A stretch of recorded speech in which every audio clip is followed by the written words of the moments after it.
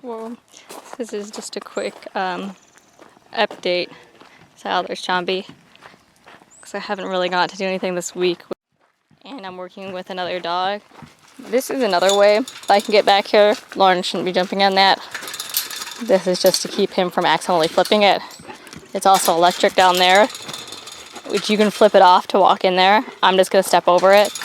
I'm carrying cactus in my hand and the video camera, but so tell him, Lorne, back away, back it up,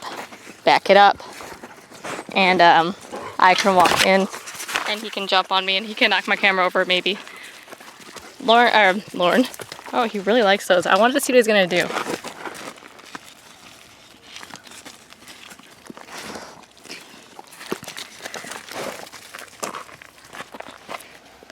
Okay, apparently they are not something he's into. This is the fruit that goes on a prickly pear cactus.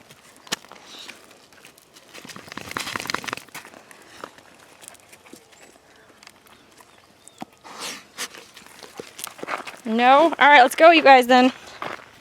What I was saying is that sugar tree's collar, which she's had for years and years, is completely missing. And she's got that one on now. Blah. Getting kisses.